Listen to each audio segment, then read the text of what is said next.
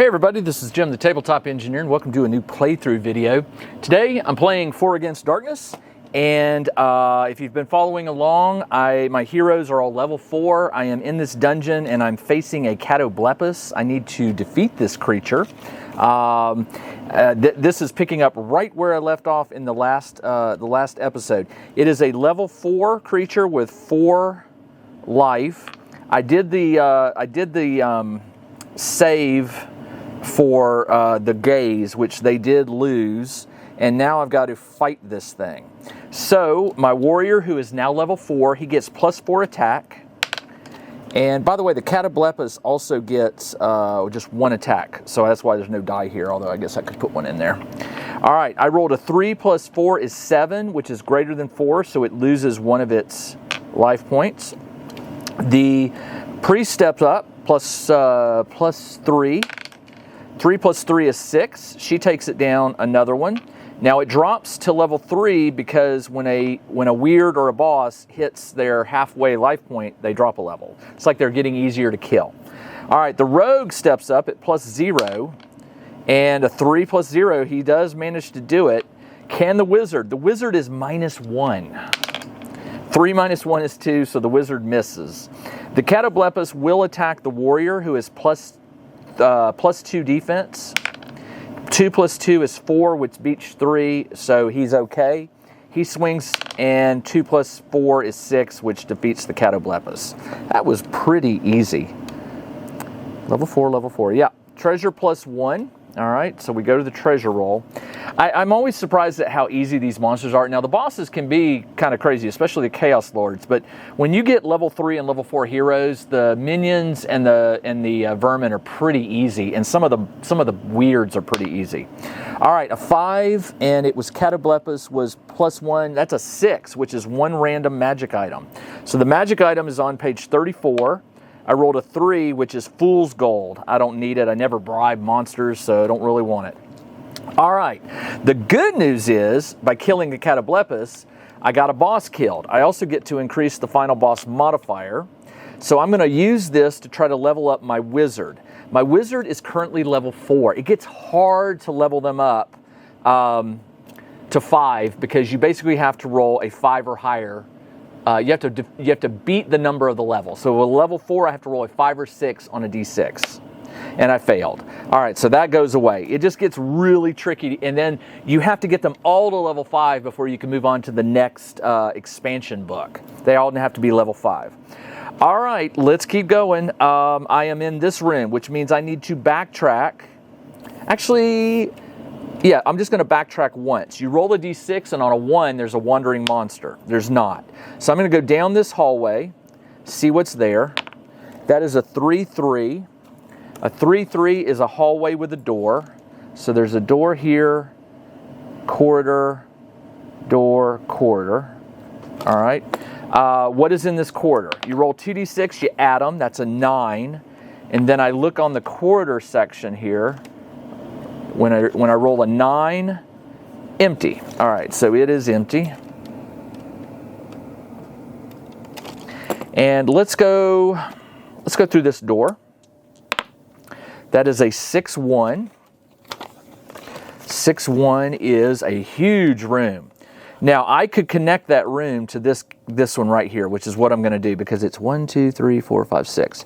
1, 2, 3, 4, 5, 6. Yeah, I could just extend this one and then extend this one, and then I can get that 6x6 room, or 3x6 room, like that. With most of these 4AD dungeons, you sort of have to find creative ways to connect the rooms and the corridors, so you don't end up with a bunch of dead ends and things like that. All right, so I'm in this room. What is in here? That is a 9. A 9 on a room is empty. Come on. I mean, I know I sound like you want to fight bosses. You want bosses. You want to find the final boss. I'm running out of room here. So in the final room, no matter what, you will encounter the final boss. So since I'm in this room, I will backtrack. So I have to roll a d6. It's a 3, so there's no wandering monster. And I'll go down here. What's down here? That is a 5-4. Now remember, there's one door here that I need to connect somewhere. 5-4 is a quarter with a 3x3 room and a door. So a quarter, a 3x3, so I can just go down and I'll do a 3x3, which would be 1, 2, 3, 1, 2, 3, and I'll put the door over here. And that's blocked up. This is all blocked up. I think using the blue pen makes it easier for y'all to see my dungeon, but I also color on the walls so it makes it easy to see where I am. All right. Room. What is in here? That's a 10. I think that's a boss. 10 is a weird. Another weird. Let's roll a d6. That's a 4, which is the catus. Man, I have encountered more of those. All right, that is a level 4, 4 health, and just 1 attack. I have to make the gaze. I have to make the gaze attack thing. So it's a level 4 gaze. So each one of these has to roll a 4 higher. Warrior fails. He takes a point of damage. The priest makes it. The rogue makes it. The wizard makes it. All right, so only the warrior. All right, so this is a catus. And let's go ahead and fight it. All right, the warrior gets +4. 1 + 4 is 5, which beats 4, so 1 life drops off down to 3. The priest is +3. 3 + 3 is 6, which beats 4. Another life point, and this drops to a level 3. It gets easier to hit. The rogue is +0 and misses. And the wizard, I'll cast lightning. Wow, this is a weird. What does lightning do? Let's check it. Lightning, it takes 2 life points, so I will cast it. It works like an attack roll, so you add your wizard's level. So 5 + 4 is 9. And it takes off the last 2 life points. It's dead.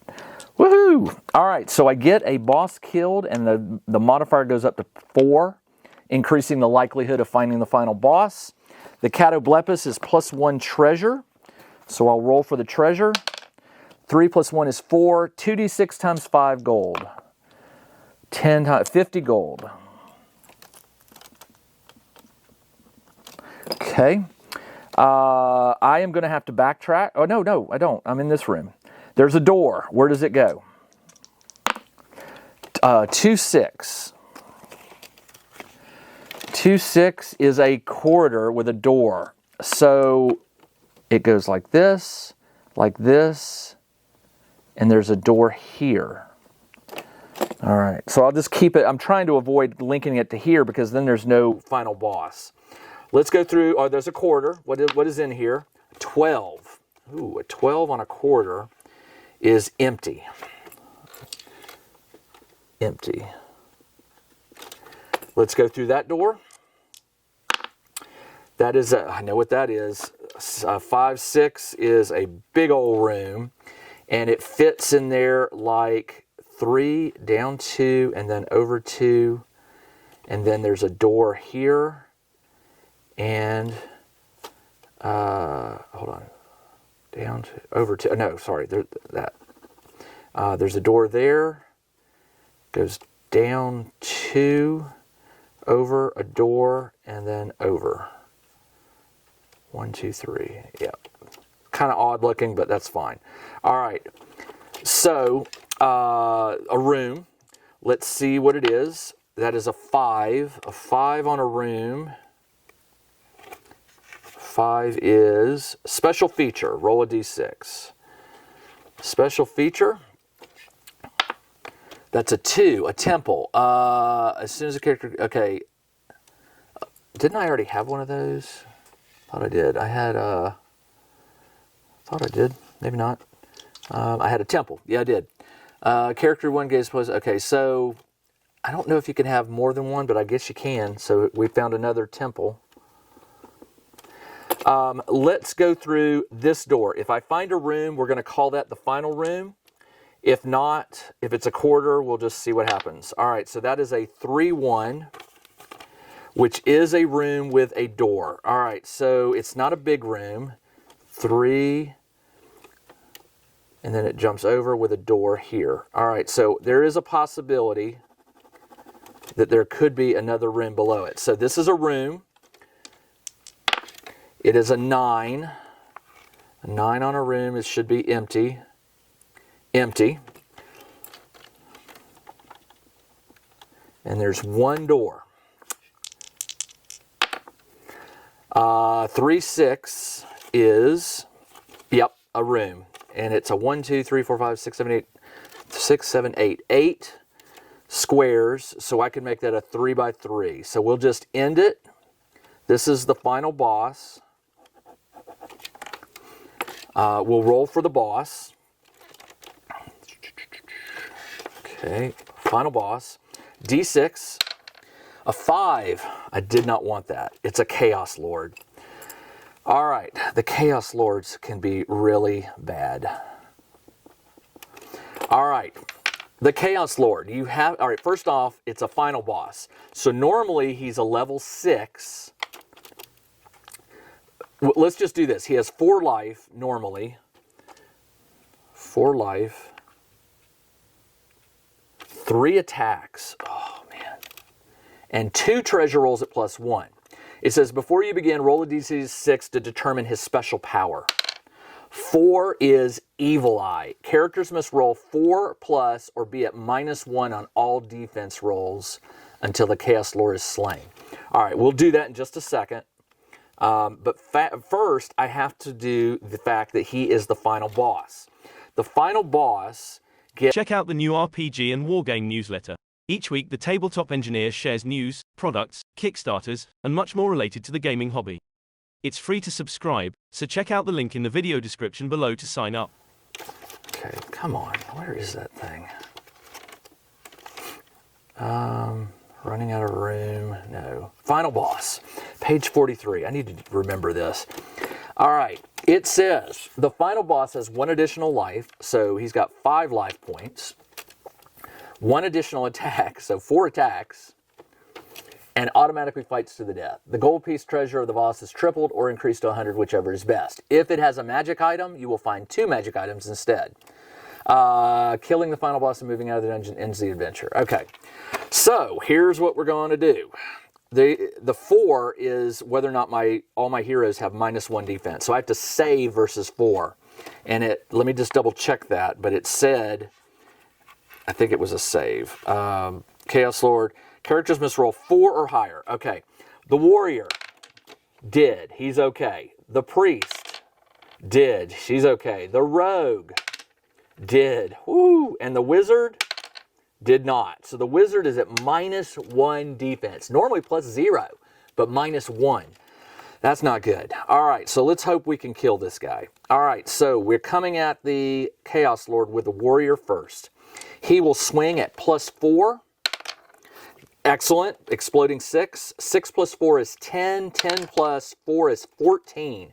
That will take off 2 life points. He's down to 3. He was started at 5, so when he gets down to 2, he'll drop a level. The warrior's done. The cleric is +3. Oh, these exploding dies are so good sometimes. 6 + 3 is 9. 9 + 6, another exploding die, is 15. 15 + 3 is 18.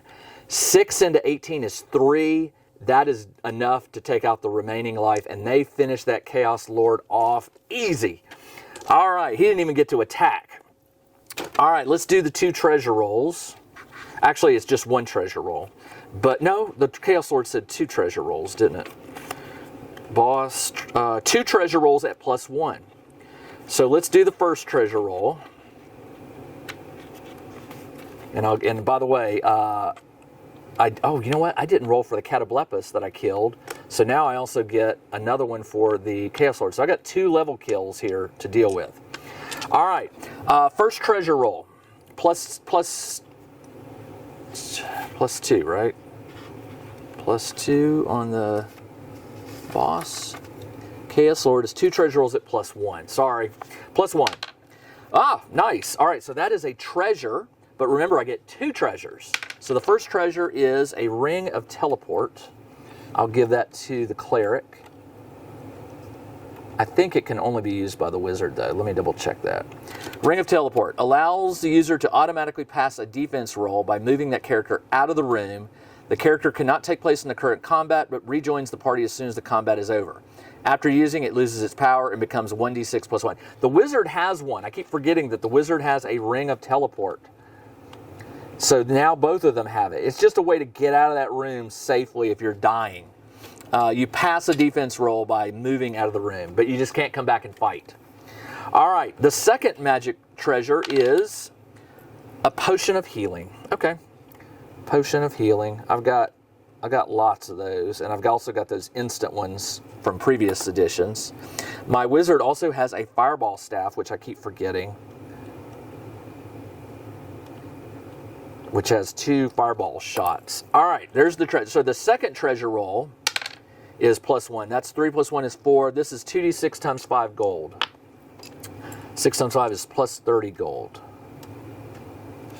All right, level up time. They're all level 4. Let's do the Wizard. The Wizard fails. And let's do the Cleric. The Cleric actually leveled up to level 5. So the Cleric is my only level 5, and she will stop there until all the others level up. So I did the level up. Now I got to get out of this dungeon. Remember, I am right here. So I got to do a bunch of backtracking. All right, let's do the backtracking. Room, nothing. Room, nothing. This was... Okay, this was also, and then I'll just connect this like that. All right, there we go. Just finishing up this dungeon. Okay, it was here. All right, so now I got to go into this little corridor. Man, is there no faster way to get out of here? Hold on. Oh, I can go this way.